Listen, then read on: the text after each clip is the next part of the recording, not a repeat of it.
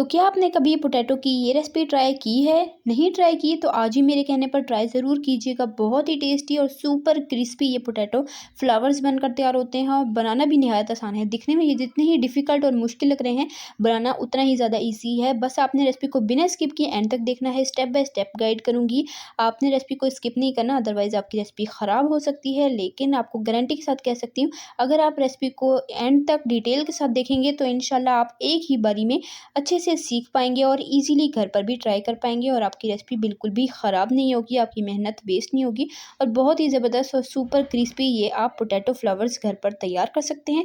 Recipe start करते हैं। बिस्मिल्लाहिर्रहमानिर्रहीम। सबसे पहले यहाँ पर मैंने 2 बड़े साइज़ के आलू लिए हैं।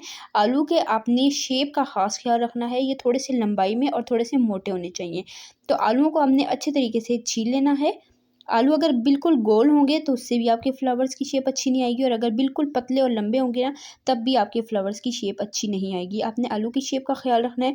और नेक्स्ट स्टेप में हमने क्या करना है, एक स्लाइसर लेना है जिसकी मदद से हमने इसके बारीक बारीक स्लाइस कर लेने हैं। नाइफ़ की मदद से आपने बिल्कुल भी कोशिश नहीं करनी, क्योंकि नाइफ़ से ये रेसिपी सही नहीं बनेगी। आपने स्लाइसर का ही यूज़ करना है, तभी आपकी रेसिपी परफेक्ट बनेगी। और रेसिपी को एंड तक देखना है। चलें जी, यहाँ पर मैंने दोनों आलू के स्लाइस कर लिए हैं। अब क्या करेंगे, इसे पानी में डाल देंगे और अच्छे से हमने रब करते हुए इसे वॉश कर लेना है, ताकि जो आलू के ऊपर स्टार्च लगा होता है वो सारा उतर जाए और हमारे जो रोज़ है वो क्रिस्पी बनकर तैयार हो। तो ये देखें जी, अब हमने क्या करना है, सारे पानी को ड्रेन कर लेना है और उसके बाद हमने इसमें शामिल कर देना है नमक 1 टीस्पून भरकर और आलू के ऊपर अच्छे से रब कर लेंगे। नमक को हमने आलूओं के ऊपर अच्छे से रब करने के बाद हमने इसमें सादा पानी शामिल कर देना है, ना गर्म ना ठंडा। नॉर्मल जो पानी होता है टैप वाटर, वही हम यूज़ करेंगे और इसमें इतना पानी आपने शामिल करना है कि ये डिप रहे। 15 से 20 मिनट तक हमने नमक वाले पानी में इस आलू को डिप करके रखना है। उससे क्या होगा कि ये आप रिज़ल्ट देखें, आलू कितना सॉफ्ट हो गया। आप इजीली इसको फोल्ड करेंगे, ये बिल्कुल भी टूटेगा नहीं।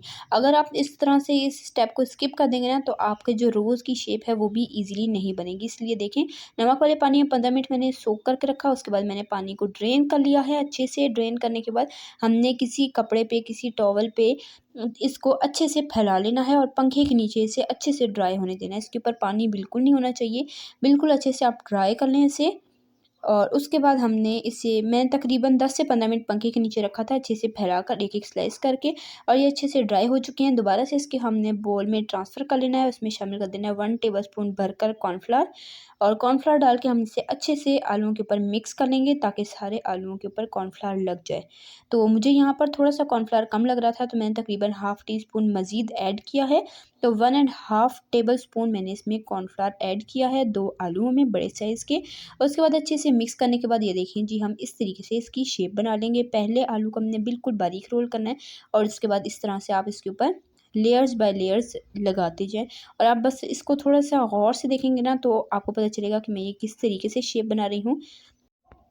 तो मैंने तकरीबन 7 से 8 आलू लिए और उन्हें इस तरह से रोल करते हुए तो इसकी शेप बनाई है। अब यहाँ पर जो टूथपिक होती है उससे हमने इसे सिक्योर कर लेना है, ताकि फ्राई होते हुए ये लेयर्स खुले नहीं और बिल्कुल परफेक्ट इसकी शेप बनकर तैयार हो। और उसके बाद आप देख लें, ऊपर से हमने इसको हल्का-हल्का इस तरह से फ़ोल्ड कर लेना है, ताकि इसकी परफेक्ट शेप आ सके। मैं एक और आपको दिखा देती हूँ, आपने रेसिपी को बस गौर से देखना है, तो आप सीख जाएँगे कि इसकी शेप बनाना कितना ईज़ी है।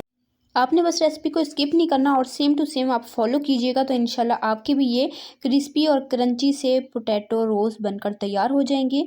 तो जितना आप बड़ा रोज़ बनाना चाहें उतना बड़ा बना सकते हैं। मैं बस नॉर्मल साइज़ का बना रही हूँ। इस तरह से आपने अच्छे से इसे सिक्योर कर लेना है टूथपिक से और उसके बाद आपने इस तरह से इसको ऊपर से थोड़ा सा खोल लेना है, ताकि हमारा रोज़ जो है वो अच्छा सा खिला खिला रोज़ बने। तो इसी तरह से सारे के सारे रोज़ बनाकर तैयार कर लेंगे।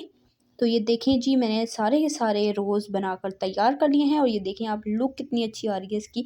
कितने इजीली आपने देखा कि हमने इसे तैयार कर लिया है। इसी दौरान अगर आपको मेरी मेहनत ज़रा सी पसंद आ रही है, रेसिपी ज़रा सी पसंद आ रही है, वीडियो को लाइक करें, शेयर करें फ्रेंड एंड फैमिली मेम्बर्स के साथ। चैनल पर नए हैं, चैनल को सब्सक्राइब कर लिया करें। इससे हमारी हौसला अफजाई होती है, हमें पता चलता है कि हम कैसा काम कर रहे हैं। तो सब्सक्राइब करना मत भूला करें।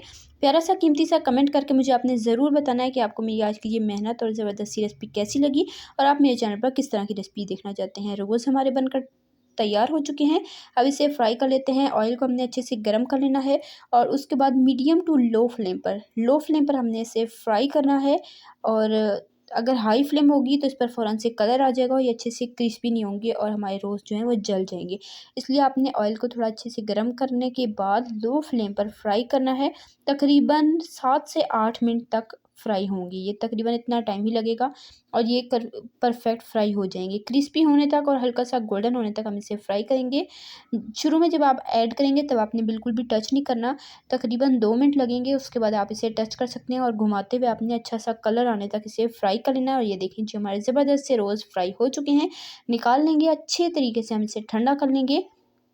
लुक देखें आप और कलर देखें माशाल्लाह कितना ज़बरदस्त आया है। अब हमने क्या करना है, अब हमने जो इसमें टूथपिक लगाई थी इसे हम निकाल लेंगे और ये देखें बहुत ईज़िली निकल आएंगी। ये देखें तो सारी की सारी हम टूथपिक निकाल लेते हैं। उसके बाद मैं इसे डिश आउट करके आपको दिखाती हूँ इसकी फ़ाइनल लुक। तो देखा आपने कितनी ईज़ी और ज़बरदस्त सी रेसिपी है। तो जाएँ जल्दी जल्दी इस रेसिपी को ट्राई करें, कमेंट में अपना फीडबैक मुझे दें कि आपको रेसिपी कैसी लगी है। रेसिपी ज़रा सी पसंद आई है वीडियो को लाइक करें, शेयर करें ज़्यादा से ज़्यादा, ताकि हर कोई इस तरह की मज़ेदार और ईज़ी रेसिपी से फ़ायदा उठा सके। बहुत ईज़ी रेसिपी है, लेकिन आपने रेसिपी को स्टेप बाय स्टेप फॉलो करना है, किसी भी स्टेप को आपने स्किप नहीं करना, अदरवाइज़ आपकी रेसिपी ख़राब हो सकती है। रेसिपी को बिना स्किप किए सेम फॉलो कीजिएगा, इंशाल्लाह गारंटी देती हूँ कि आपकी रेसिपी बिल्कुल ख़राब नहीं होगी। तो इसी तरह की टेस्टी यम्मी रेसिपीज़ के लिए, सिंपल ईजी रेसिपीज़ के लिए, चाइनीज़ रेसिपीज़ के लिए, बेकिंग रेसिपीज़ के लिए, डिजर्ट रेसिपीज़ के लिए, रमज़ान स्पेशल रेसिपीज़ के लिए, बकरीद स्पेशल रेसिपीज़ के लिए, सिंपल ईजी रेसिपीज़ के लिए, हेल्दी रेसिपीज़ के लिए, स्नैक्स रेसिपीज़ के लिए मेरे चैनल को सब्सक्राइब करें। मैं आपके लिए इसी तरह की ज़बरदस्त मज़ेदार और आसान सी रेसिपीज़ लाती रहती हूँ। सब्सक्राइब कर लें ताकि आप हमारी कोई भी रेसिपी मिस ना करें।